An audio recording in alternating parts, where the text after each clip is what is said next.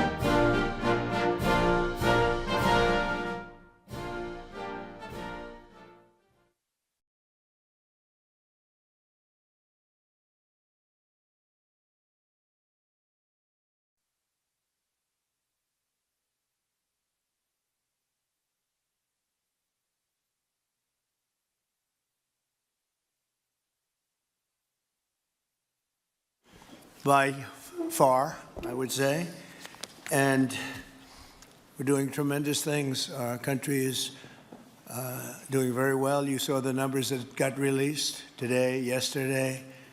Deficits cut way, way, way back at levels that nobody's ever seen before, setting records.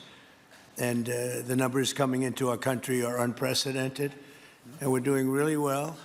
We had a situation 3 days ago with Venezuela, and we're getting along extremely well with the people of Venezuela, both the people and the people that are running Venezuela. I just want to thank our military. What they've done is incredible. That was considered unprecedented, to go into a military fort with thousands of soldiers and others, and to come in with 152 planes going every which way, and very rapid speeds and helicopters, and to come out with no deaths and the loss of no equipment. It was pretty amazing. Nobody's seen anything like it. I was called by the leaders of numerous countries. I won't go into which ones, but the biggest and the strongest, and they said that was very impressive. They're all impressed. But today I'm delighted to welcome almost 24 of the biggest and most respected oil and gas executives in the world to the White House. It's an honor to be with them. We have many others that were not able to get in. I said if we had a ballroom, we'd have over 1,000 people. Everybody wanted. I never knew your industry was that big. I never knew you had that many people in your industry. But here we are. And if you, in fact, if you look, come to think of it, well, I got to look at this myself.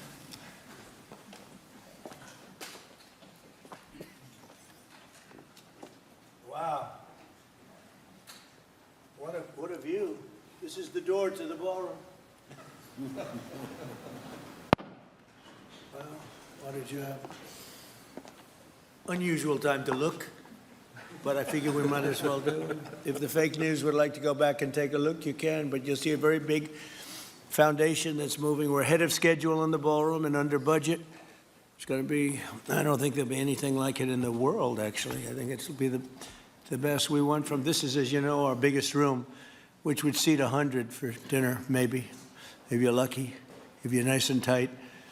And the ballroom will seat many, and it'll also take care of the inauguration with bulletproof glass, drone-proof ceilings, and everything else, unfortunately, that today you need. So we're going to discuss how these great American companies can help rapidly rebuild Venezuela's dilapidated oil industry and bring millions of barrels of oil production to benefit the United States, the people of Venezuela, and the entire world. And yesterday, the number is 30 million barrels.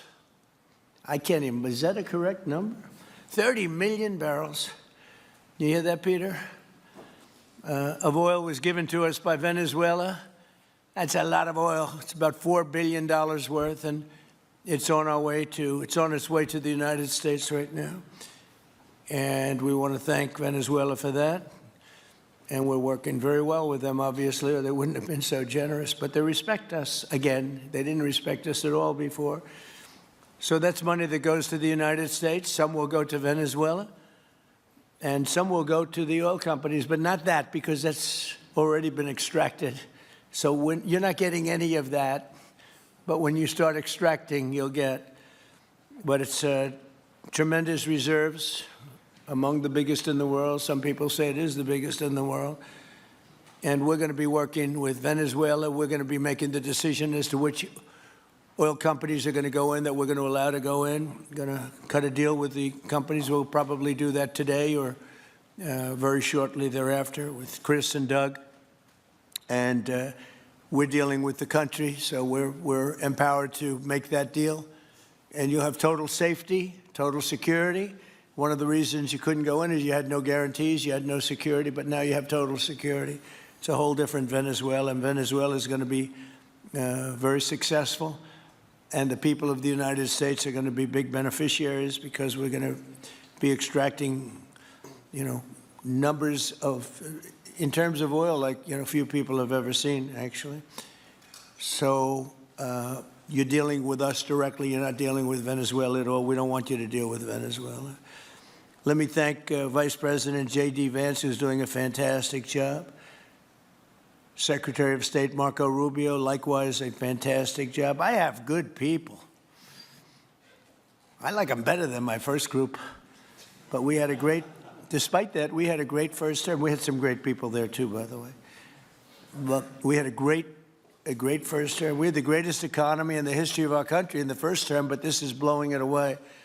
And you haven't seen anything yet. Everyone's been shocked by the numbers, 5.4% GDP. And that's despite the fact that we were badly hurt by the Democrat shutdown, of which they'd like to see if they could shut it down again. Secretary of the Interior, Doug Burgum, who's fantastic. Secretary of Energy, Chris Wright, recommended by Doug as being the greatest oil man anywhere in the world, because I wanted Doug for that job, energy, and Doug said, no, sir, there's a man named Chris Wright. I said, who the hell is Chris Wright? He said he's the most talented oil man anywhere in the world. I doubt you can get him, because typically oil men make a lot of money, and women. They make a lot of money, but Chris came. You took one of the greatest salary cuts probably in history, Chris, right? But he's a fantastic person, loves our country, and many other important members of this team.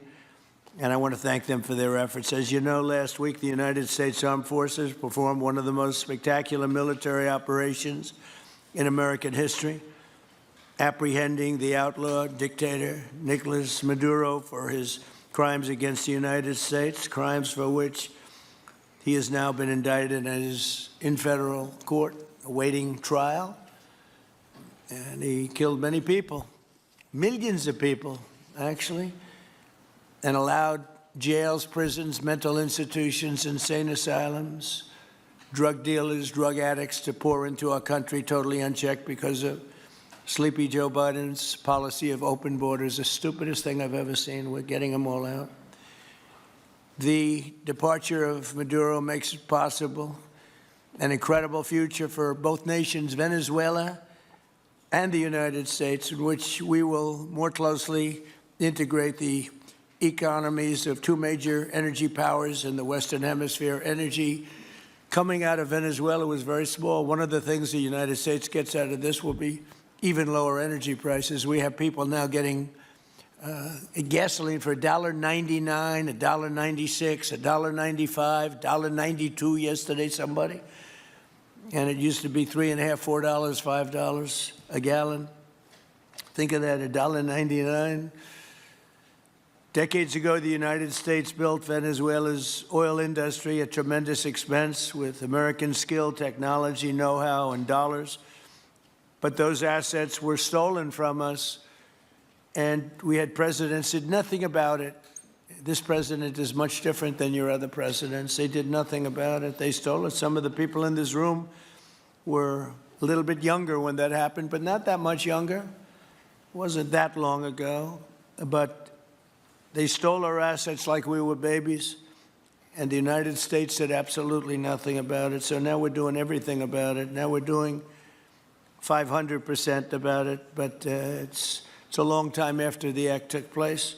So they stole from us, and it was taken by socialists and communists at the time, and Venezuela was going bad, really bad. And as much oil as they have, they're producing almost nothing.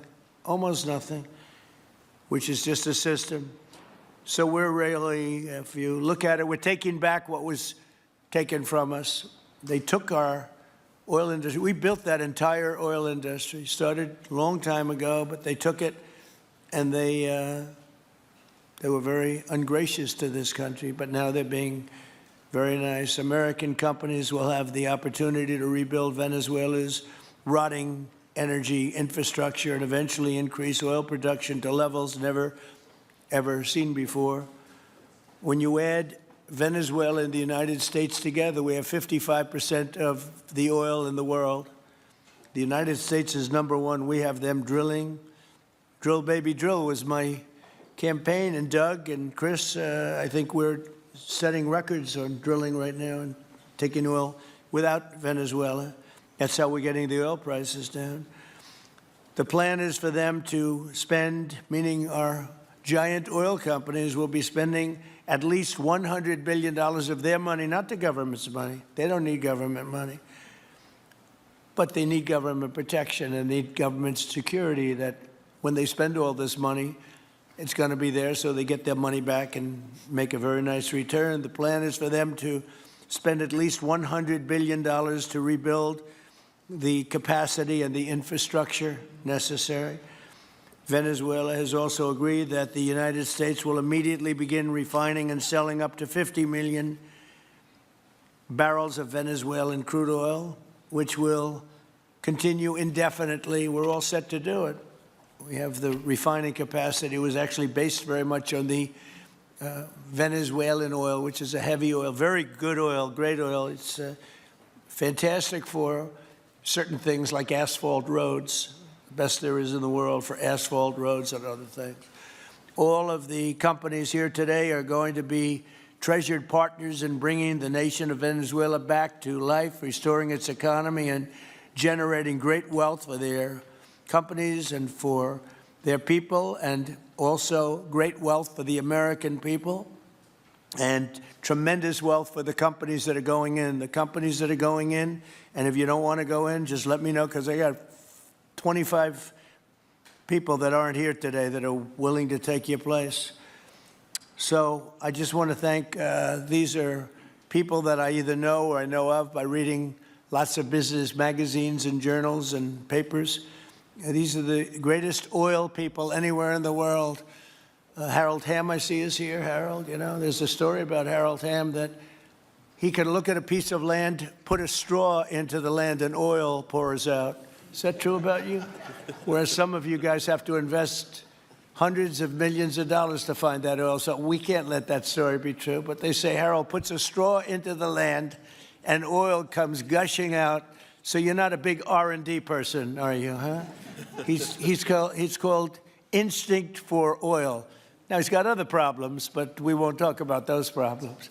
But he's been a great supporter of mine for a long time, haven't you, Harold? So congratulations. But we have, and I think Harold would agree, we have the greatest oil men and women anywhere in the world sitting in this room right now. And we have a lot of people that will be back to see us sometime next week. We're going to have another meeting for another group.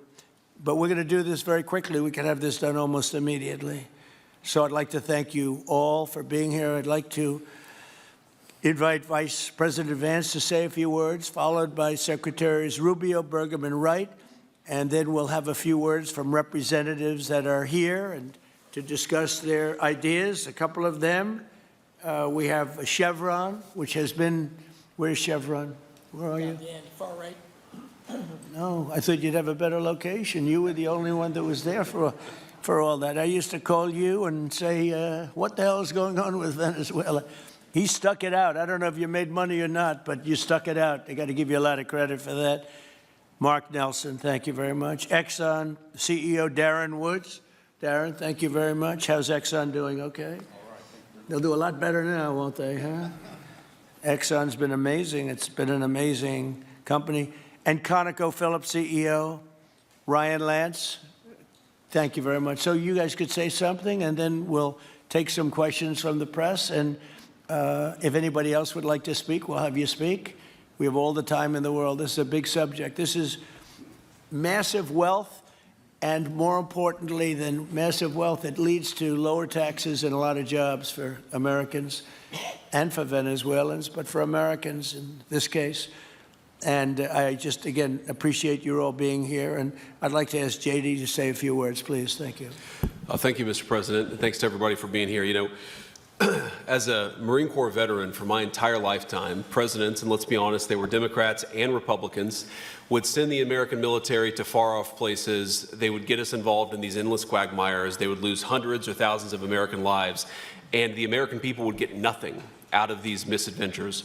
And now you have an American president who's empowered the American military to stop the flow of drugs into our country and to ensure that we, as opposed to our adversaries, control one of the great energy reserves that exist anywhere in the entire world. And he did it without losing a single American life in the process. It was an amazing operation. It's going to make our country richer. It's going to make our country more powerful. It's going to make our country safer. And it's going to lead to the decline, the further decline of drug overdose deaths in the United States of America.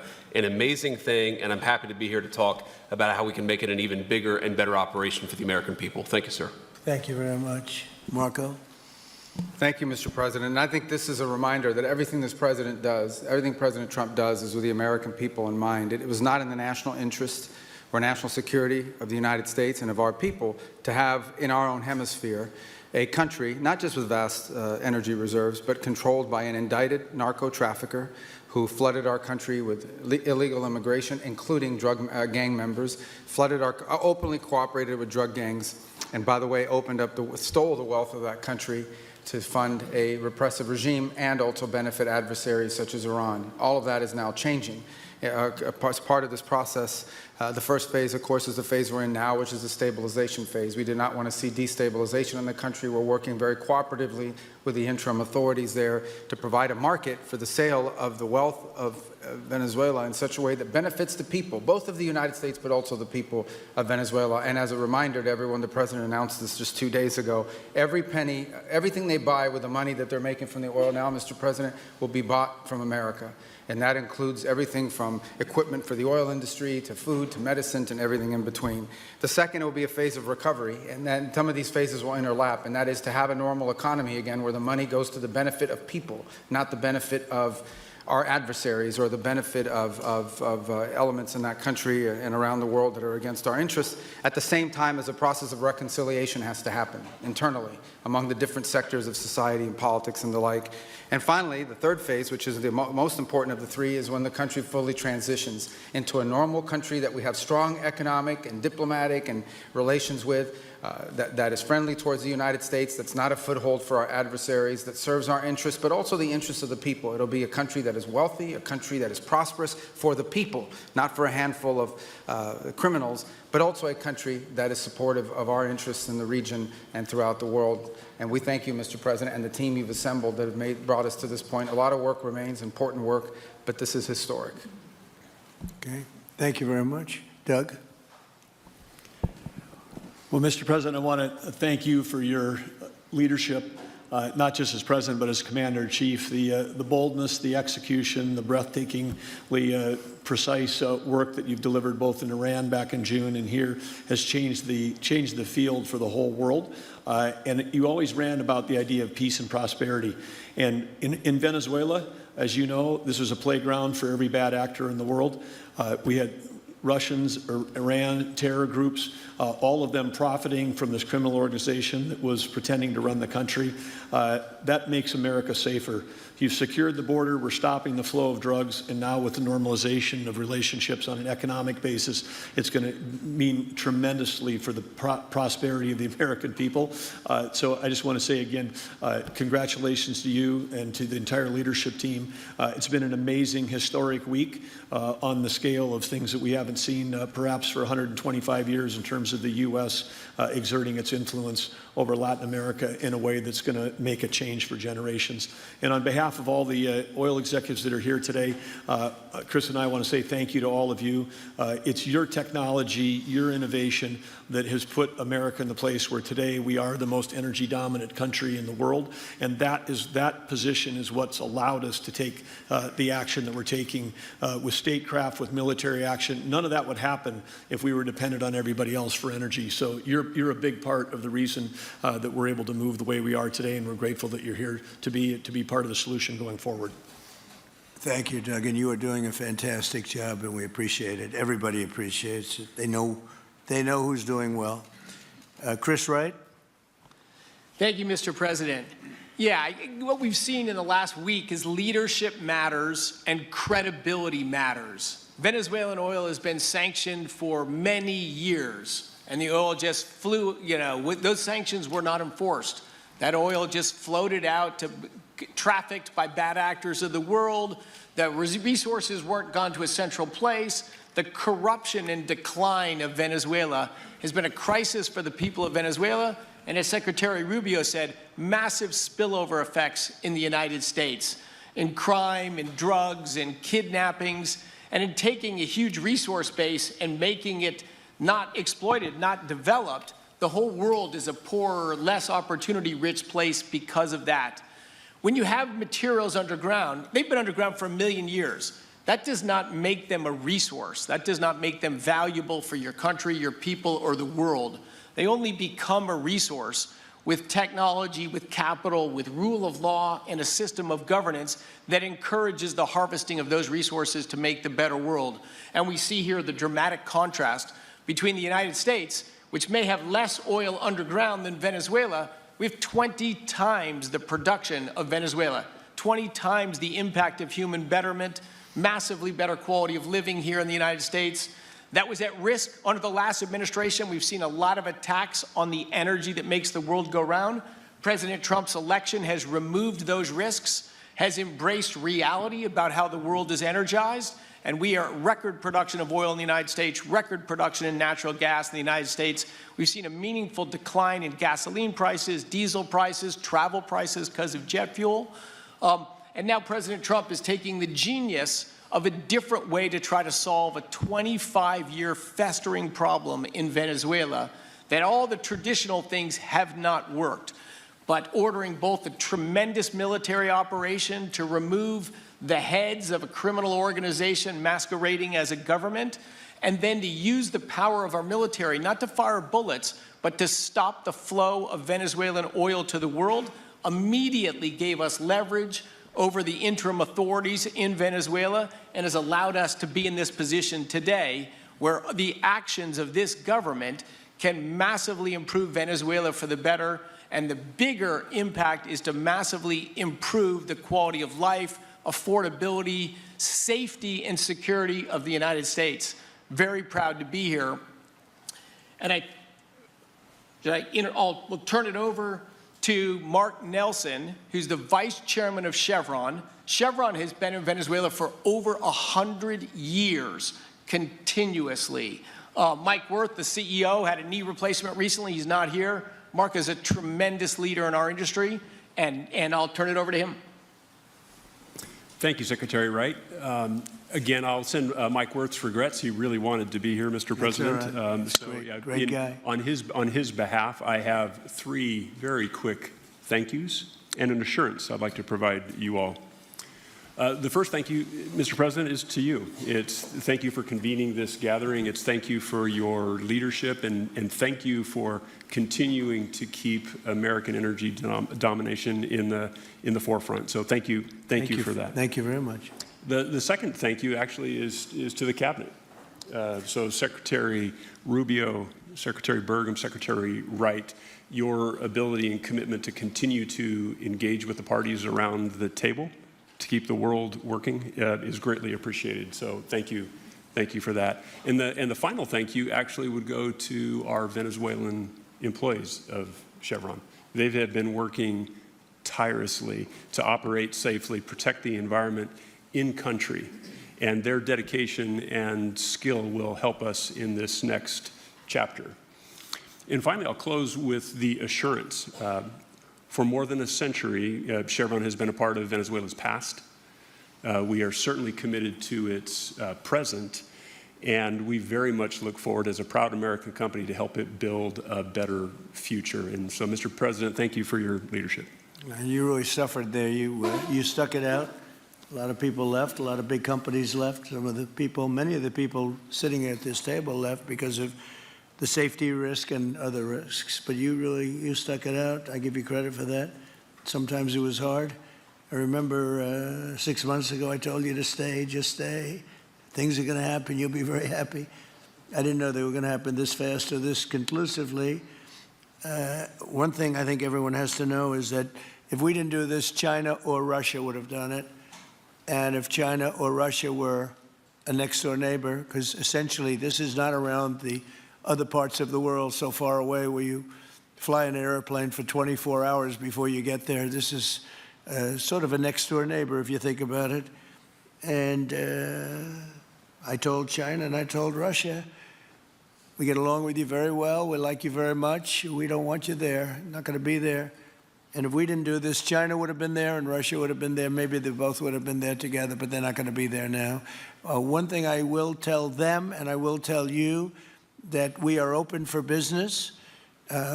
China can buy all the oil they want from us there or in the United States. Russia can get all the oil they need from us, and they do like oil, even though they produce a lot of it. But China and Russia and everybody else is able to go, and we'll be open for business almost immediately.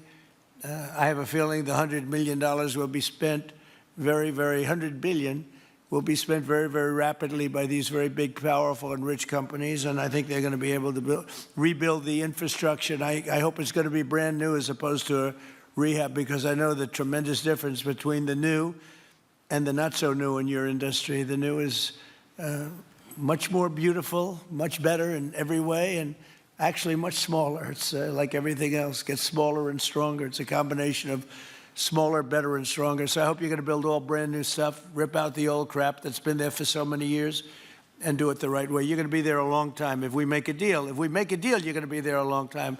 If we don't make a deal, you won't be there at all. It's, sort of interesting. But again, China and Russia would have been there if we didn't do this. And the other thing people ask about the second wave, I don't think it's going to be necessary. We have an armada, a giant armada like nobody's ever seen in that part of the world.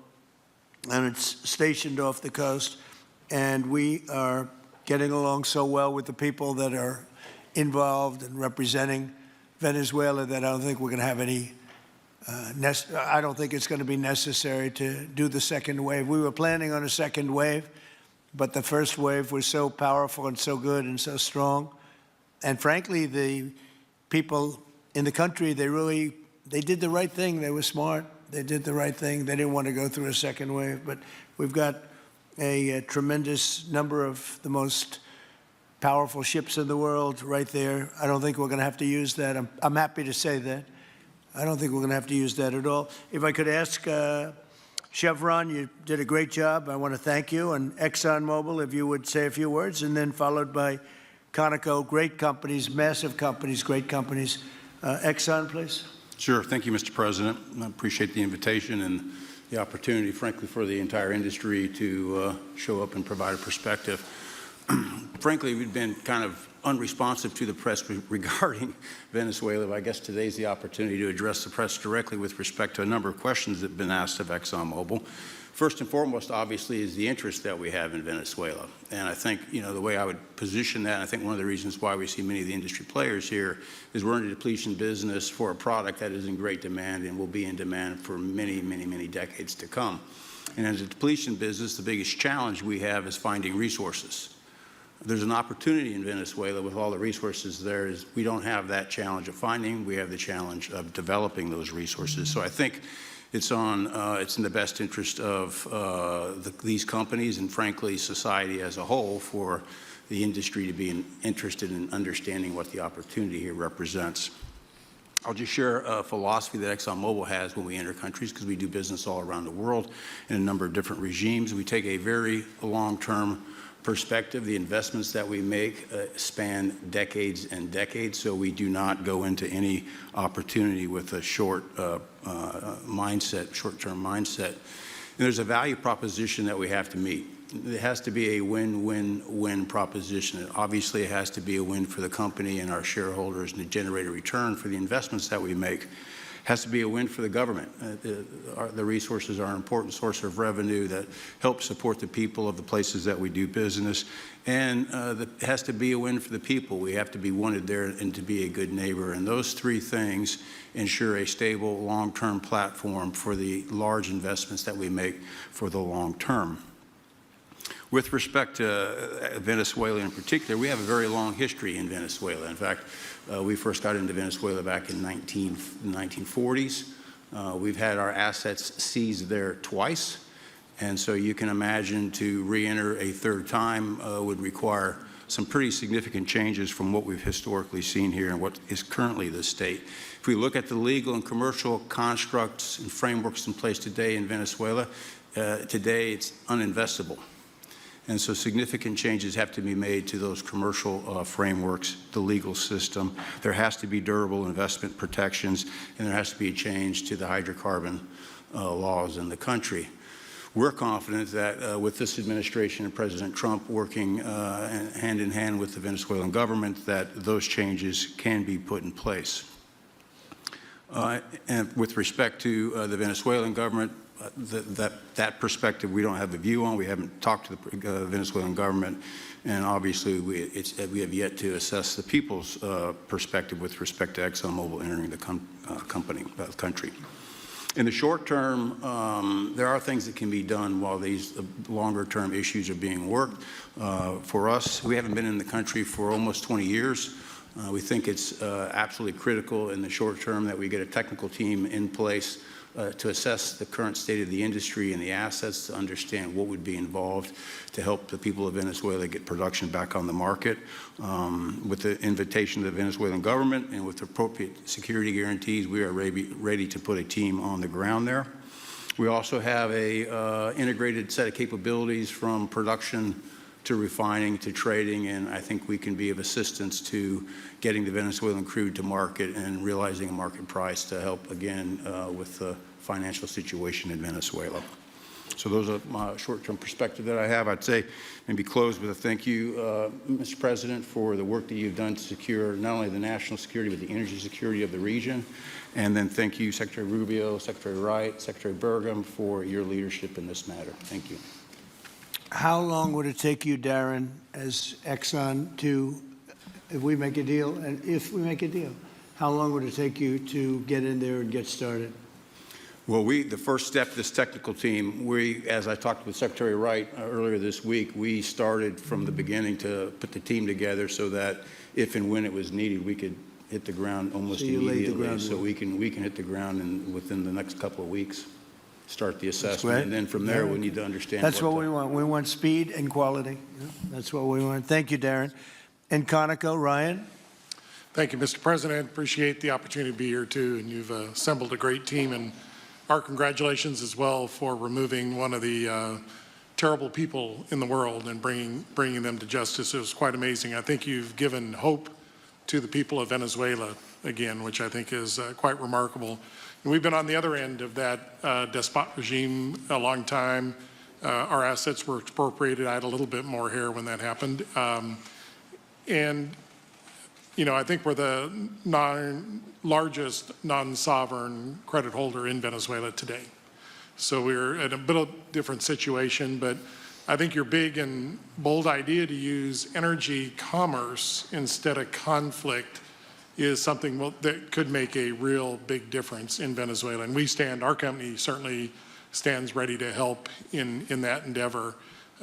Encourage you to continue to think bigger and even bolder. And we've had some discussions with your energy team about that as well, as we think about the other people that need to be in this room and in this discussion are the banks, and including probably the Exim Bank, as we think about how the debt needs to be restructured in the financing to deliver the billions of dollars that are required to restore their energy infrastructure. And I think as we think that big and bold, we need to be also thinking about even restructuring the entire Venezuelan energy system, including PDVSA. And I think if we can do that and think bold, there's an opportunity to be quick, fast, and restore the quality of what's happened in Venezuela, or what's been lost in Venezuela over the course of the last 25 years. So thank you for this opportunity. Well, thank you very much, and you'll get a lot of your money back. We're going to start with an even plate, though. We're not going to look at what people lost in the past, because that was their fault. That was a different president. You're going to make a lot of money, but we're not going to go back. You left a lot of money behind, I guess, huh? What number? 12 billion. How much? 12 billion? Well, it's a good write-off. It's already been written off. It's been written. All right, thank you. You'll make it back one way or the other. You're all going to do very well. I think really very well. Marco just gave me a note. Go back to Chevron. They want to discuss something. Go ahead. I'm going back to Chevron. Marco. Thank you, Marco.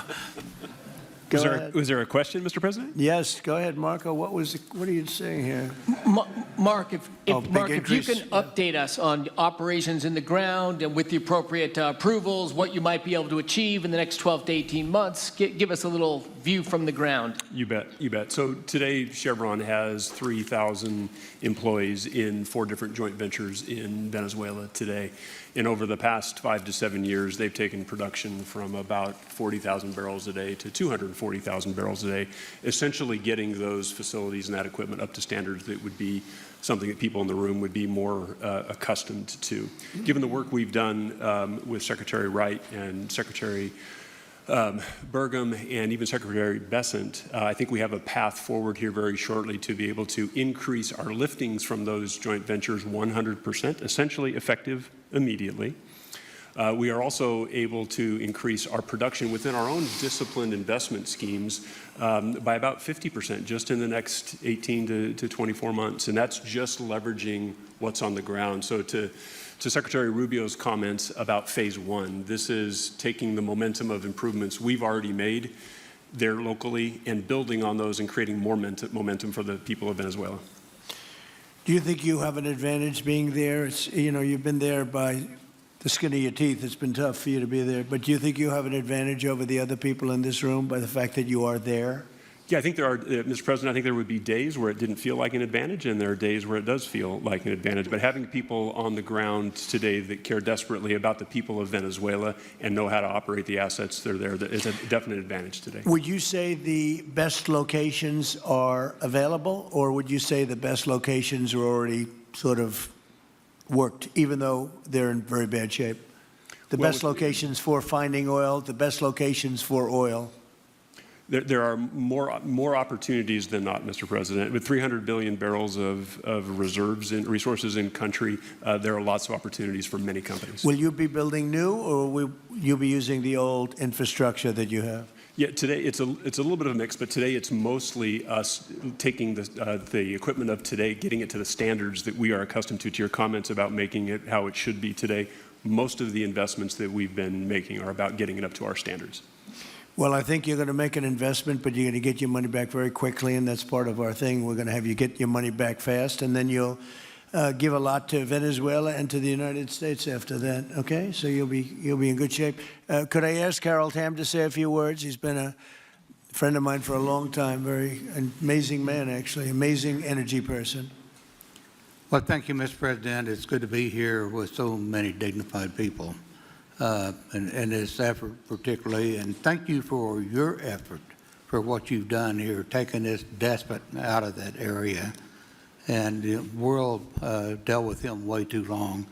Certainly our industry knows that this is a real jewel that can be developed for the people of Venezuela and also benefit the world. And like Secretary Wright said, it has not been done. That's not been done in the past, and they had a good chance at it. Brought someone in that totally took it down, as everybody knows here, and that was Chavez, and we know what happened to him finally. But that ruined the industry in Venezuela, and all of us know how that happened, ended very well, very, very wrongly.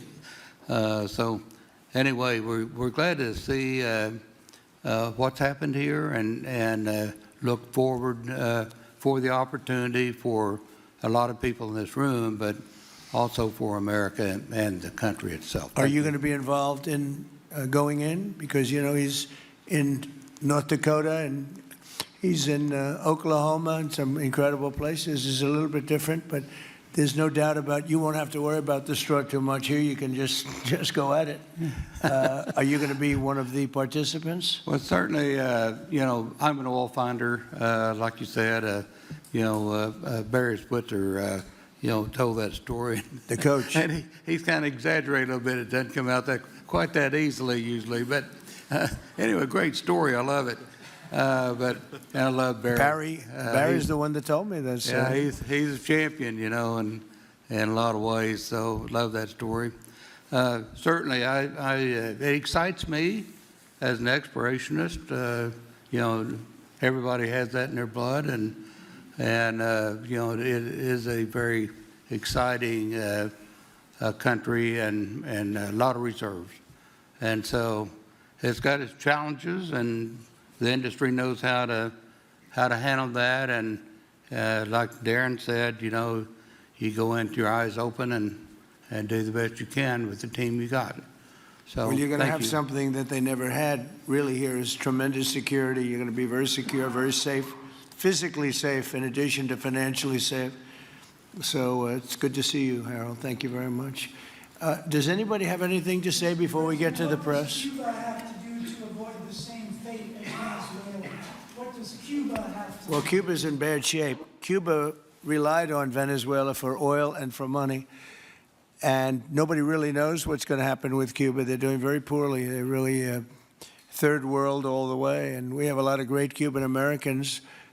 And I would say Marco fits very solidly into that category. And I might ask you to say a few words about, we were discussing it before, Cuba is a very different, they don't have energy, they don't have oil, but they would live off of the oil from Venezuela. And what they do have is very strong people and very powerful people militarily, and they would protect the people running Venezuela, and they would take in a lot of money from Venezuela. Now they don't have that. They won't be taking in any money. So, Marco, what do you think?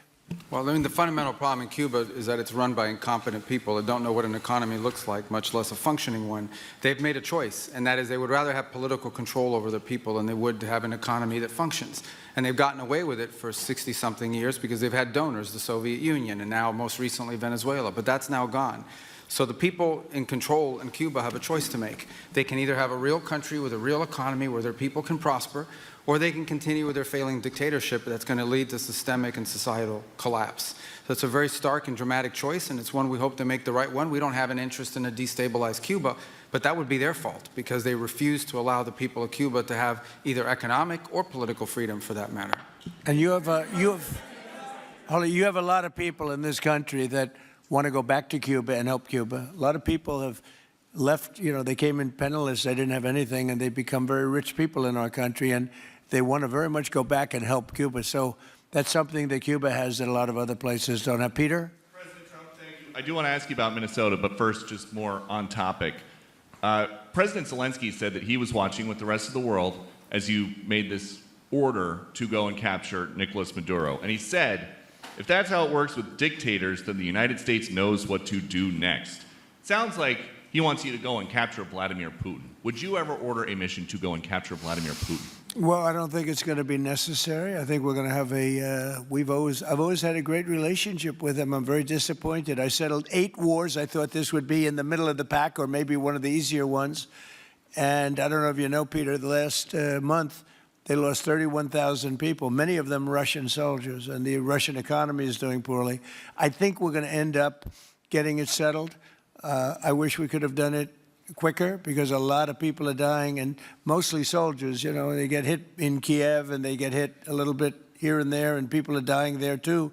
But largely, it's the soldier population. When you have 30,000, 31,000 soldiers dying in a period of a month, 27,000 the month before, 26,000 the month before that.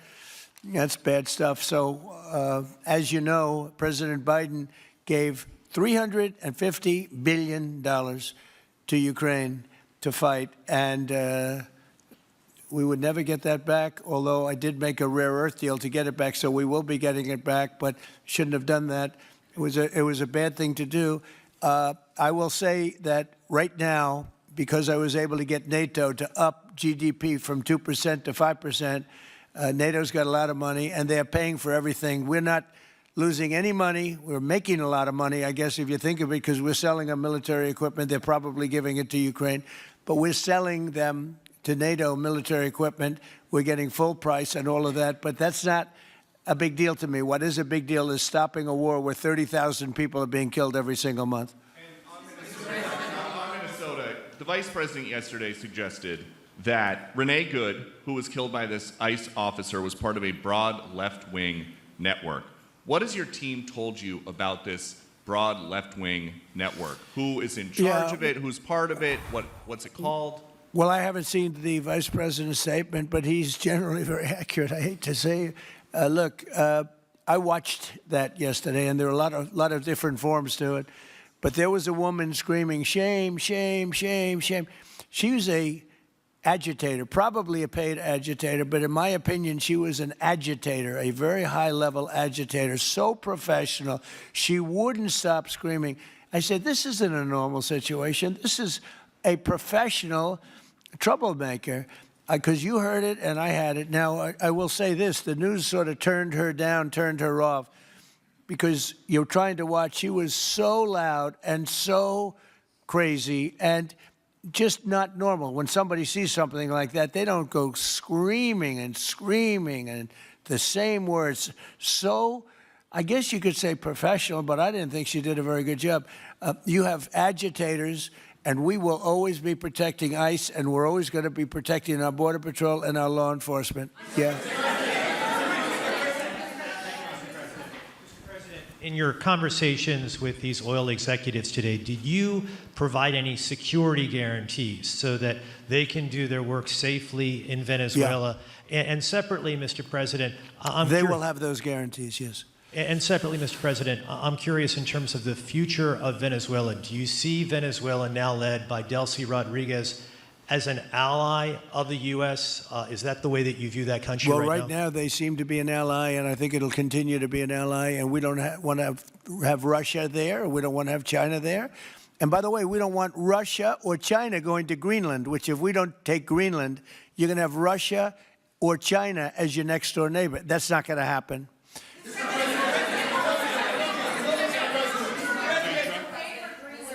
The white... Mr. President, thank you. You just said that these companies would have security guarantees if they go in on the ground in Venezuela. They will have. And what is your plan there actually for these companies and those Americans who are going to be on the ground working for these companies? Well, there are going to be Americans. I assume they're going to be using a lot of Americans, but they're going to be using a lot of people from Venezuela and other places, I would imagine. But I would think that mostly they'll be using Venezuelan workers. They have a lot of great workers. They have a very high unemployment rate, and they have workers that are very familiar with taking oil out of the ground. Yeah.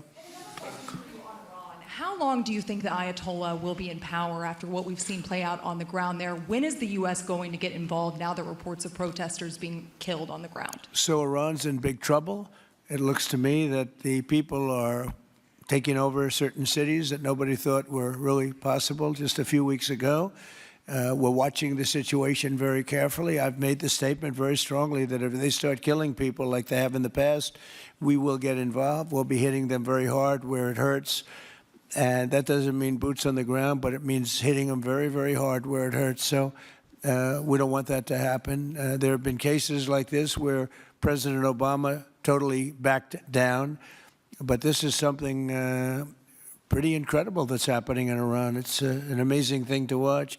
They've done a bad job. They've treated their people very badly, and now they're being paid back. So let's see what happens. We're watching it. We're watching it very closely. Go ahead, please. Thank you so much, Mr. President. Yes, go ahead. Thank you so much, Mr. President. Do you have any comments in reaction to the recent attacks by the Syrian government alignment groups against US-backed Kurdish forces in Aleppo, Syria, which killed dozens of civilians and displacing many families? Does your administration bring peace between the Kurds and the Syrian government? I want to see peace, yes, I do. The Kurds and the Syrian government, we get along with both, as you know, very well. They have been natural enemies over the years, but we get along both, and we want to see Syria succeed. And so far, I think they are succeeding, but this is just breaking out, and we want to see that stopped. Go ahead, please. Colombia, Gustavo Petro, in a few weeks. Do you hope this meeting with Gustavo Petro marks a new chapter, a new beginning in the benefit of the U.S. and Colombia relations? What country? Colombia, with the president of Colombia, Gustavo Petro. I had a very good talk with him yesterday, and he's been very hostile to us and to the nation and to me, called me a dictator and lots of other things. Called Biden some terrible names, far worse than he called me. But he called yesterday through people, and he wants to meet, and that's fine with me. I've made up with people also, So we're going to have a meeting with him. We had a very good conversation. The people of Colombia are incredible people. Marco would know that better than anybody because he's married to a woman from Colombia. And I don't mean Columbia University. That would be, I'm not sure. I think I like Colombia, the country, better, if you want to know the truth. The people, hold it. The people are great people. I look forward to meeting with them. We're going to meet in the very near future. Would you meet the interim president of Venezuela here in the White House? Would you greet her to discuss the fate of the oil? Yeah, well, I'm going to meet a lot of people, and we're going to meet, we meet a lot of people. When you end 8 wars, you get to know a lot of people, and I think it's very important. As an example, we have over $18 trillion. Think of that, $18 trillion coming into our country. A lot of that's coming in from foreign countries like Saudi Arabia and Qatar and UAE and others. And I get to meet a lot of people, but I will be meeting with various representatives of Venezuela, probably pretty soon. We haven't set that up. But the relationship that we have with the people that are currently running Venezuela is very good.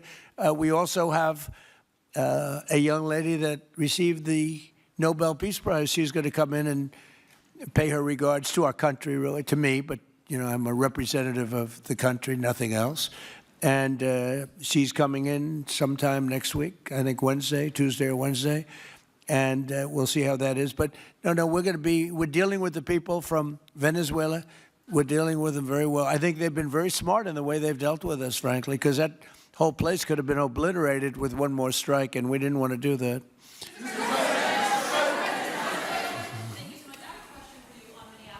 Venezuela and your meeting with Machado next week, if she gives you her Nobel Peace Prize, will that change your view about her running that country?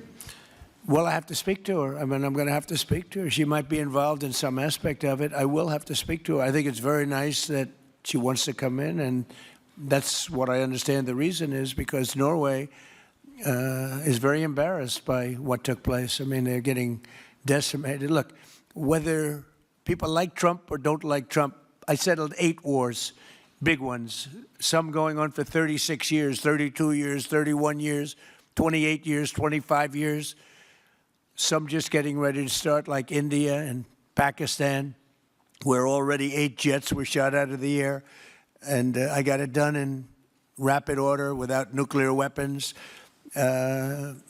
I can't think of anybody in history that should get the Nobel Prize more than me, and I don't want to be bragging, but nobody else settled wars. Obama got the Nobel Prize. He had no idea why. He still has no idea. He walks around, he says, I got the Nobel Prize. Why did he get a Nobel Prize? He got it almost immediately upon attaining office, and he didn't do anything, and he was a bad president. So, I mean, you should get the Nobel Prize for every war you stopped. These were major wars. These were wars that nobody thought could be stopped. President Putin called me, and he said about 2 of the wars that he's been trying to stop them for 10 years. He wasn't able to do it. He couldn't believe it. So in theory, you should get the Nobel Prize for every war you stopped. Every one of them was major. But I don't care about that. What I care about is saving lives. I've saved tens of millions of lives. You know, the Prime Minister of Pakistan came here, and he made a very public statement. He said that President Trump saved minimum 10 million lives having to do with Pakistan and India, and that was going to be raging. So, but I'm honored that she's coming here. I look forward to meeting her, yes. Go ahead. On Minneapolis, Mr. President, I have a follow-up for you. The state officials there have said that the FBI is not sharing evidence with them. Typically, they would conduct a joint investigation, as you know. Do you believe that the FBI should be sharing evidence with state officials in Minnesota? Well, normally I would, but they're crooked officials. I mean, Minneapolis and Minnesota, what a beautiful place, but it's being destroyed. It's got an incompetent governor, fool. I mean, he's a stupid person. And it looks like the number could be $19 billion stolen from a lot of people, but largely people from Somalia. They buy their vote. They vote in a group. They buy their vote. They sell more Mercedes-Benzes in that area than almost. Can you imagine? You come over with no money, and then shortly thereafter you're driving a Mercedes-Benz. The whole thing is ridiculous. So they're very corrupt people. It's a very corrupt state. I feel that I won Minnesota. I think I won it all 3 times. Nobody's won it since Richard Nixon won it many, many years ago. I won it all 3 times, in my opinion. And it's a corrupt state, a corrupt voting state. And the Republicans ought to get smart and demand on voter ID. They ought to demand maybe same-day voting and all of the other things that you have to have a safe election. But I won Minnesota 3 times, and I didn't get credit for it. I did so well in that state every time. The people were crying every time after. That's a crooked state. California is a crooked state. Many crooked states. We have a very, very dishonest voting system. The last time I won, 24, the one that just took place, I won because it was too big to rig. You couldn't rig it. It was too big. But I won the state of Minnesota. It's a corrupt voting system with an incompetent governor, a very incompetent governor. And by the way, he's a very corrupt governor, too. Go ahead. I have a question on Iran, but first, very quickly on Venezuela. How do you provide total security guarantees to these companies without putting U.S. boots on the ground? Well, we're going to work with the Venezuelan leaders and people, and we're going to have a very safe group, and they're going to also bring over some security with them. You know, these are not babies. These are people that drill oil in some pretty rough places. I could say a couple of those places make Venezuela look like a picnic. These people around the table, these are tough people. They go into areas that you wouldn't want to go. They go into areas that if they invited me, I'd say, no thanks, I'll see you back in Palm Beach. No, this is a tough group of people. They know how to do it. But we are, in addition to that, we'll have very good security for them. We're going to make sure that it's very, very good security. And I think the people of Venezuela are going to give you very good security. You know, the people... Now, I'm not talking even leadership. The people of Venezuela are going wild over this. They named a street after President Trump. What do? You attack a country and they name a street? That's never happened before. Although I heard that's also taking place in Iran. They named a street. The protesters. I just hope, you know, just God bless them. I just hope the protesters in Iran are going to be safe, because that's a very dangerous place right now. And again, I tell the Iranian leaders, you better not start shooting, because we'll start shooting too. With your glasses, sir, go ahead, please. Hold it. Next to you. Yes, glasses. The gentleman with the glasses. All right, thank you, Mr. President. With those very big glasses, actually. Yeah, Ferrari, actually. Mr. President, I have 2 questions. What do you want the European Union to do in Ukraine? The European leaders seem pretty divided on Ukraine. And then, if you can reiterate this straight message that you have to the Iranian leader, to Khomeini, the message that you have. You're talking about Iran? Iran, yeah. What the do first I want one is on Iran Europe. to do? I'm sorry? Where are you from? Italy. Oh, nice place. Yeah. Okay. The first question So is what on are you Europe. asking about Iran for? Well, if you can answer about Europe and what you think the Europeans should do on Ukraine, and then a message. Well, look, Europe has been doing so much for Ukraine, but it hasn't been enough. And obviously that I would say that President Putin is not afraid of Europe. He's afraid of the United States of America, as led by me. There's no fear of Europe. You know, Europe's fallen behind. And Europe, and J.D. said it very strongly. I don't know. He took a lot of heat, but I didn't give him any heat. Europe is a different place. Europe is changing. Europe has got to get its act together. I love Europe. I guess I came from Europe, essentially. My roots are in Europe, but Europe is a different place. They have to get their act together. Now they have a great NATO leader, and they've gone up to 5% from 2% GDP. That's a big step. But they have to be very careful with their immigration policy, and they have to be very, because, you know, I will just say, to be nice, that there are certain places in Europe that are very important that are no longer recognizable. I'm being very nice. I'm being very diplomatic when I say that. They are not recognizable. And they have to be careful on energy because they're putting windmills all over the place and losing a fortune. They're destroying their country. They're just destroying the beautiful landscapes, the beautiful everything. They're doing, and by the way, in case you people don't know, I'm not much of a windmill person. I can proudly say, Doug, that we have not approved one windmill since I've been in office, and we're going to keep it that way. My goal is to not let any windmill be built. They're losers. They lose money. They destroy your landscape. They kill your birds. They're all made in China. And all you have to do is, you know, just about all of the windmills are made in China, the structures. All you have to do is say to China, how many windmill areas do you have in China? So far, they're not able to find any. They use coal and they use oil and gas and some nuclear, not much, but they don't have windmills. They make them and sell them to suckers like Europe and suckers like the United States before. They are the worst form of energy, the most expensive form of energy, and in 8 years they're rotted out anyway. Go take a look at Palm Springs, California, and take a look at what that looks like. It looks like a junkyard of steel. So we don't approve, and I've told my people, we will not approve windmills. Maybe we get forced to do something because some stupid person in the Biden administration agreed to do something years ago. We will not approve any windmills in this country. On Venezuela, is it ultimately more important to you to establish stability there or democracy there? Well, you're talking about maybe the same thing. I mean, you're talking about stability or democracy. I don't know. To me, it's almost the same thing. We want stability, but we do want democracy. Ultimately, it'll be democracy. Peter? I do have a policy question, President Trump, but I'm having a hard time seeing here. I see the American flag lapel pin. What is the other lapel pin on Somebody gave me this. You know what that is? That's called a happy Trump. And considering the fact that I'm never happy, I'm never satisfied, I will never be satisfied until we make America great again, but we're getting pretty close, I'll tell you what. This is called a happy Trump. Somebody gave it to me, I put it on. Thank you, thank you. And the policy question. How much money are you thinking of giving people in Greenland to get them on board with a possible U.S. takeover? I'm not talking about money for Greenland yet. I might talk about that. But right now, we are going to do something on Greenland, whether they like it or not, because if we don't do it, Russia or China will take over Greenland, and we're not going to have Russia or China as a neighbor. Okay?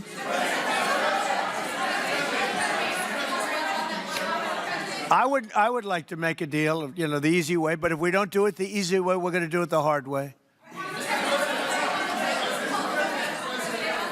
And I'm a man, and by the way, I'm a fan of Denmark too. I have to tell you, and you know, they've been very nice to me.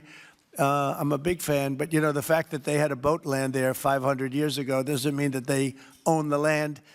I'm sure we had lots of boats go there also, but we need that because if you take a look outside of Greenland right now, there are Russian destroyers, there are Chinese destroyers and bigger, there are Russian submarines all over the place. We're not going to have Russia or China occupy Greenland, and that's what they're going to do if we don't. So we're going to be doing something with Greenland, either the nice way or the more difficult way. Please, go ahead, ma'am. Mr. President, why is it so important to you to own it when you have a military presence there, which you could expand to affect the security? Because when we own it, we defend it. You don't defend leases the same way. You have to own it.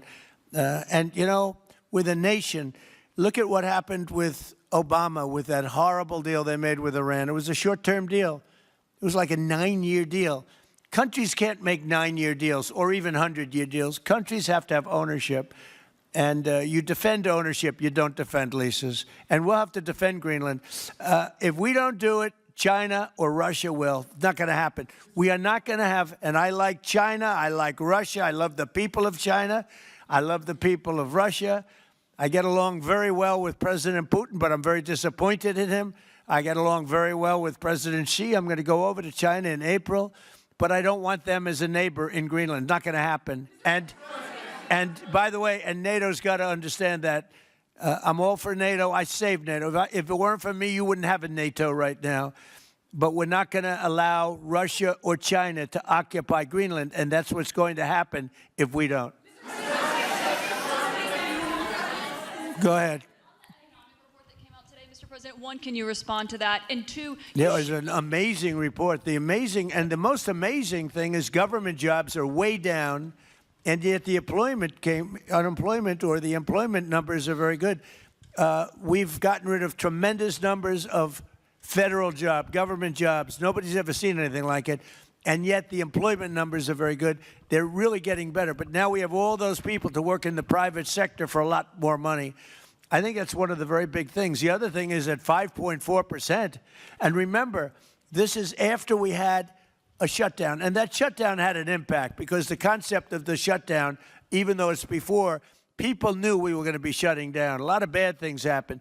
And by the way, on January 30th, you may have another shutdown. We'll see what happens. But I think the numbers, Caitlin, were really amazing. Look, to think about 5.4%, nobody thought that. They thought it was going to be 2%. And you know what it is? It's tariffs. And it's also November 5th. We had a great election, a great election. Our country was dead 1.5 years ago. And now we have the hottest country anywhere in the world. And I hope you guys were impressed. 5.4%. And we haven't even really transitioned yet. There's no reason it can't be much, much higher than that. Yeah.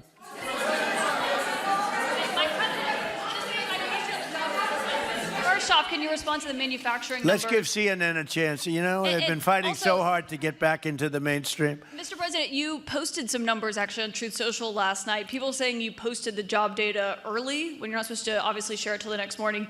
Did you do that on purpose? No, I don't know. If they posted them, I said post them whenever you get a chance. I don't know. They gave me some numbers. When people give me things, I post them. But the numbers are amazing. Yeah, please. How does the administration plan to distribute the money from the Venezuela oil sales? Is it, obviously you say it's going to go into these controlled accounts. Yeah. Would it go back to Venezuela in a direct payment? Is it going through these goods? How do you plan to do that? Well, we want to make sure that Venezuela can survive. You know, Venezuela needs money, and we're going to make sure that they get money. And we're going to get money, and the oil companies are going to make something for the work they do, and they're going to get back their money. We're devising a formula, but it won't be so much of a formula. It's going to be what they need. We're going to take care of what they need. There'll be plenty left over. We're going to have a lot of money left over. And the money left over is going to the United States of America, and the oil companies are going to be very happy. Yeah, please. Thank you, Mr. Would the administration offer a backstop to these oil companies for like financial guarantees, some sort of backstop, if the country did destabilize again? That's a very interesting question. Using the word backstop, I haven't heard that word in a long time. That was at the Wharton School of Finance I last heard. That's a good term. We ought to use it more often. I hope I don't have to give a backstop. Look, these are very smart people, the smartest people, though, not only in oil and business. These are the biggest companies in the world sitting around this table. They know the risks. I mean, there are risks. We're going to help them out. We're going to make it real easy. They're going to be there for a long time. We're going to be there together for a long, long time. And they're going to be taking the oil, and they're going to be bringing oil prices down. They're going to make a lot of money. They're going to get their money back. They're going to be safe. The people of Venezuela are going to be big beneficiaries, and the United States of America is going to be a big beneficiary for what we've done. And you know, one other thing I might say, it's also very big for national security because, again, just like Greenland, we can't have China or Russia occupy Greenland. We can't have China or Russia occupy Venezuela. And if we didn't do what we did, China or Russia would have been in Venezuela. I think I can measure. Where's Mr. Chevron? So let me ask you, they would have been there if we didn't do this. Do you agree with that? They certainly have a lot of economic interests in country. There's absolutely no argument about that. They were trying to be there. I mean, you know, we had a Russia, I guess sort of I call it a semi-Russian ship yesterday that we took over, and Russia decided not to defend that ship against us. It's a big movement. The ship was loaded up with oil, and we took the oil, and it came out of that port. But Russia would be there or China would be there. And we want them to be there for a different reason. We want them, do you people agree? In particular, China, they need a lot of oil. Russia doesn't need so much, but Russia was there anyway.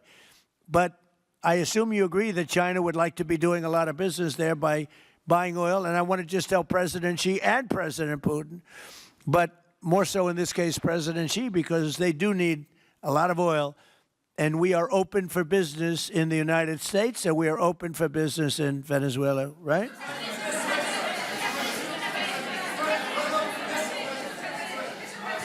Go ahead, sure. Mr. President, You know, what is your I could take questions from these people all day long.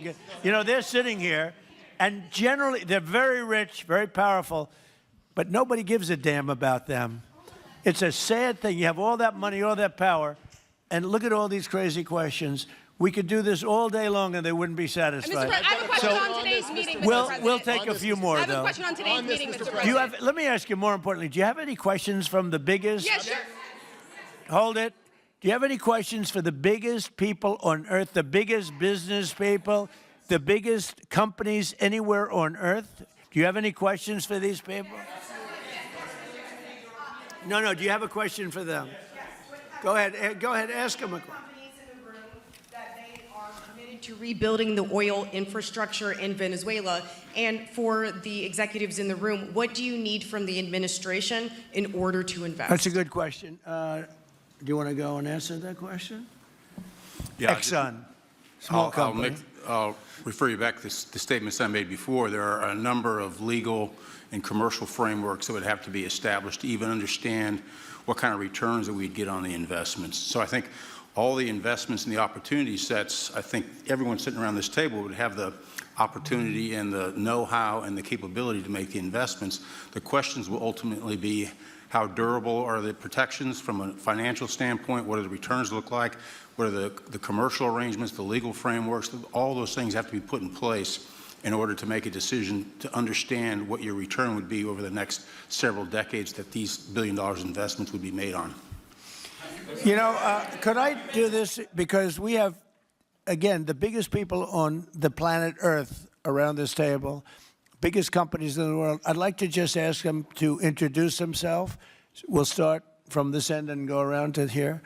And if you have anything to quickly say, we can do that. But you want to just start right over here? These two guys, we'll leave them out because they're with us. Please. Thank you, President Trump. John Addison at VTOL. We're here to ensure that you are going to be able to move all of this oil all around the world at the best price possible so that the influence that you have over the Venezuelans will ensure that you get what you want. Thank you. Thank you. Good point. Thank you, Mr. President. Ryan Sheffield of Formentera. My grandfather, Hugh Sheffield, was president of ARCO, Venezuela. Right. Thank you for what you did. Do you like what we're doing? There's a lot of shale there, a lot of upside. He would be very happy looking down. He'd be very proud of you right now, right? Yes, sir. Good. Thank you. Mr. President, Luis Rodriguez. I'm probably the only Venezuelan American sitting on around this table. I want to personally thank you for the courage of your actions over the last couple of weeks. I think I speak, and I speak of Venezuela in general in saying there's optimism.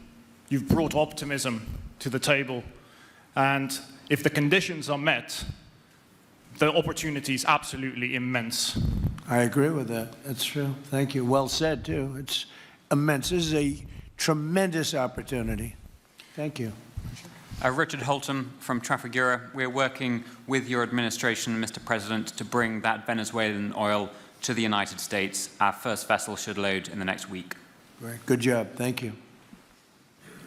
I think the reason that most of us are here and thinking about the future is because we trust you initially to set this program up that will work and guarantee that this can be done. And there's a huge investment that needs to be done. We've all agreed on that. And certainly we need time to see that through. So thank you for what you've done. Thank you very much. Thank you. Mr. President, I'm Lane Riggs, CEO of Valero Energy, and we're one of those companies that refineries in the U.S. are uniquely configured to run Venezuelan oil, and we're more than happy as this opportunity expands for us to further invest in our refineries to produce more of it. And you're very much set up for the heavy oil, right? Yes, sir. That's great. That's great. We're ready for it. Thank you, Mr. President. Thank you for having us here. Thank you. And thank you for opening the door to a better Venezuela. We are a Spanish company, but we are fully committed to invest here in the States. We have invested over the last 15 years $21 billion in the American oil and gas industry, in Pennsylvania, in the Gulf of America, in Texas, and in Alaska, with the discovery of Pica that is going to have the first oil this quarter and is going to change, is going to reverse the declining history of that great state of Alaska. We are in Venezuela, Mr. President, with our partners of Eni. We produce the gas that guarantees the stability of a half of the grid power in Venezuela. So we are committed with this stability, and on top of that, we are on the ground, we have people, we have facilities, we have technical capabilities, and I take your point, Mr. President. We are ready to invest more in Venezuela. Today, we are producing 45,000 barrels a day gross of oil, and we are ready to multiply by 3 this figure in coming 2-3 years, investing hard in the country, following your recommendation, if you allow us, of course, and in the framework, commercial and legal framework that could allow this growth. So thank you, Mr. President. Thank you. Great job you've done. Thank you. Mr. President, thank you for having me. Matt Sheehy, I'm with Tallgrass Energy. We are an infrastructure business, so whether it's oil, gas, CO2, we move that around. So most of my customers are sitting around the table and happy to lend our expertise to what's going on in Venezuela to support the people. And obviously infrastructure is going to be critical to see it repaired. Thank you. Thank you. Mr. President, thank you. An honor to be here. Marianne Mannon, Marathon Petroleum. We are one of the largest U.S. refiners. On behalf of the men and women of Marathon Petroleum and of our industry, thank you and the administration for what you're doing for U.S. energy independence. We have the ability and the capability of our assets to process Venezuelan crude, and the people of Marathon Petroleum stand ready to do so. Do we need more refineries in our country? In the U.S., probably Yes. not. We have sufficient capacity. That's amazing. A lot of it was approved during my first term. We were getting you approvals that nobody could have gotten in Louisiana and other places, and they got built. Before that, it was a disaster. We didn't have the refineries. Now we do because of the first term. Please. Darren Woods, ExxonMobil. Okay, we'll go over here. Thank you, Mr. President. Jeff Hildebrand, founder and chairman of Hillcorp Energy, one of the largest private energy companies in America. Who's bigger, you or Harold? We're close. Huh? We're close. Harold. Absolutely, Mr. Ham. But thank you for your great, tremendous leadership in protecting the interests in the Western Hemisphere.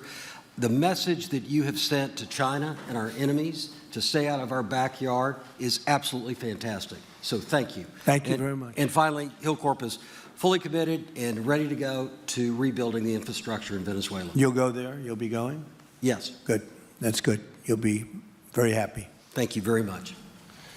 Thank you, Mr. President. Jeff Miller, CEO of Halliburton Company. We are the largest American oilfield services company. We're the second largest in the world. Been in business over 100 years. Started operations in Venezuela in 1938. Long time in Venezuela. I personally lived there for 4 years and raised my kids there. So quite familiar with Venezuela, and just couldn't express gratitude more so for the opportunity to return to Venezuela under the stability that I know that this team and your team are able to deliver. And so When did you leave? Huh? When did you leave Venezuela? As a company, we left under the sanctions in 2019. So we had intended to stay, and then when the sanctions went into place, we were required to leave. But very much interested in returning. Have 600 Venezuelans with Halliburton today, all around the world. Look forward to putting them back to work. Great job. Great Thank job. you. You'll be back. Please. Mr. President, I'm Alex Cranberg. My company, Aspect Energy, is one of the leading American international wildcatters. We've found significant fields in Central and Are you a South. wildcatter? I'm a wildcatter. That's pretty cool, I'll tell you. I would have been a wildcatter, too, if I was in And you've been successfully wildcatting. We've found significant fields in Central and South America, in the Middle East, and in Europe. We're a leading That's oil great. producer in Hungary. But probably the most pertinent example is what a wildcatter does is take on risk and try to reduce it, and then other people come in and put more capital in later, so we're kind of kickstarters in the oil industry. We went into Kurdistan very early on, back when people told us it wasn't safe and we shouldn't do it. We found a big field there, and it ultimately has got to be developed along with one of my colleagues here to be one of the big leading fields in Kurdistan. We think that Venezuela has a tremendous amount of opportunity. If you look at the reinvestment required, the investment required, people are talking about hundreds of billions of dollars. But if you put that in perspective, that's 1 million barrels a day for 15 years is $220 billion net cash flow.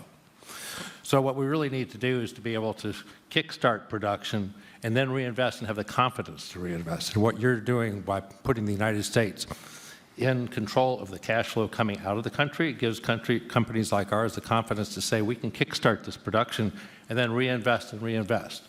In Hungary, we've invested $1 billion in changing the trajectory of Hungarian oil production. We were only able to do that not because we could write $1 billion check, we're a smaller company, but because we reinvest all the cash flow back into new production. Good. Mark Good Nelson, job. Mark Nelson with Chevron again. Thank you, Mr. President. I'm Claudio Descalzi, and ICO, Italy. We started working in Venezuela in 1980. We have a lot of oil, but now just the gas is flowing because it's not under sanction. And as my colleague from Repsol said, we cover more than about 50% of the electricity in the country. So that is essential to avoid any kind of problem, social problem.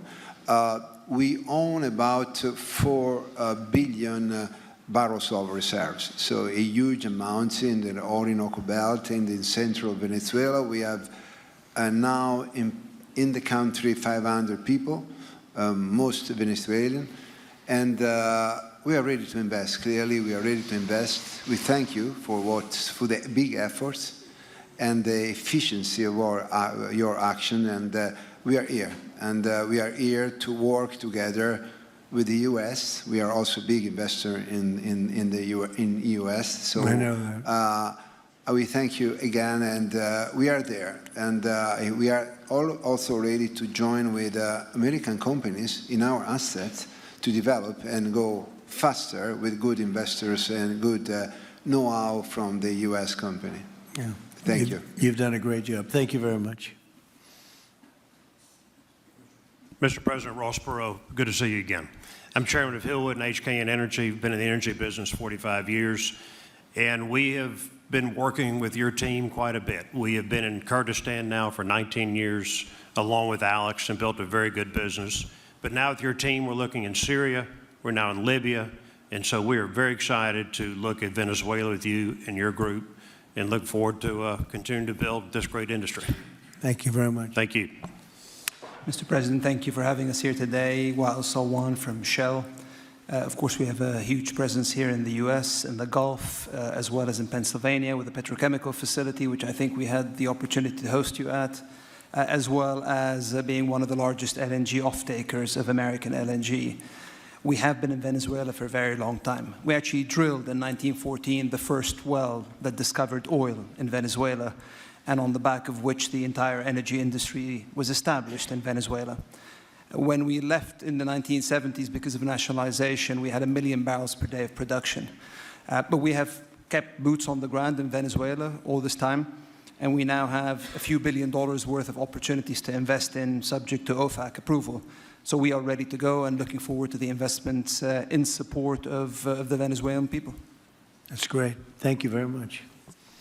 Thank you, Mr. President. Ben Marshall, the America's CEO for Vitol. Alongside Trafigura, we're very thankful to have worked with the government and the Venezuelans to be able to bring the crude oil to market at a market price as quickly as we can to help stabilize the country. Thank you. Thank you. Ryan Lance, ConocoPhillips. I'll defer to my colleagues. Thank you, Mr. President. Olivier Lepoche, CEO of SLB, or formerly known as Schlumberger, the largest global oilfield services. We have been in Venezuela since 1930, and we still operate. We operate today on the ground with, in support of Chevron. We have ability to scale. We have 1,100 Venezuelans in the company, 2,000 additional that are calling us to go back to country and to go back to work. We're able to mobilize in the last 18 months 2 rigs and deliver 50 wells with success. So we're here. We have knowledge of the subsurface like nobody else has. We have boots on the ground, capacity on the ground, $700 million of equipment value on the ground in Venezuela, ready to mobilize for all of our partners, customers. So we are ready to scale fast, and we really want to thank the administration, Secretary Wright, Secretary Bergen, for the effort they are supporting and giving us to be successful on behalf of the Venezuelan oil and gas industry. Thank you very much. Thank you very much. Well, check this out. They say the very best for last. And I don't have that sexy accent like this guy next to me here. Mr. President, my name's Bill Armstrong of Armstrong Oil and Gas. I'm a private independent guy. And in real estate, you were a wildcatter. So wear that motto proudly. But like you, I was my own guy. I don't have shareholders. I don't have private equity partners, but I've been drilling all over the place. In fact, I had the largest discovery in Alaska, biggest discovery in 50 years in our country. I now control 8 million acres adjacent to Venezuela, so I'm already heavily invested in the area. We share a 150-mile border with Venezuela in the countries of Aruba and Curacao, and we are ready to go to Venezuela. It is, in real estate terms, it is prime real estate, and it's kind of like West Palm about 50 years ago. Yeah. Very ripe. Yep, I agree with you. Thank you. Congratulations. Thank you. So I think what we're going to do is speak without the press to these gentlemen, see what kind of a deal we can make. We're going to get them involved. I'm going to ask Doug and Chris and some of the people that we have from the business standpoint representing our country to start talking about the confines of a deal. I have an idea what I want, what I think we should have. We have to get them to invest, and then we have to get their money back as quickly as we can, and then we can divvy it all up between Venezuela, the United States, and them. I think it's simple. I think the formula is simple. We start with a brand new plate, and it's going to be a tremendous success. I think it's going to be probably like few other things could ever be. There's so much. Venezuela's been really taken advantage of by a lot of people because they drill very little. I mean, as much as you hear they drill very, very little, very small percentage. But now that'll change, and it'll change very rapidly because these are the biggest people, and it'll change very rapidly. So if you don't mind, I'll ask the press to leave, and we will see what kind of a deal we're going to make with these geniuses, and I think you're going to come out very good. Thank you all very much. Thank you. Thank you. Thank you.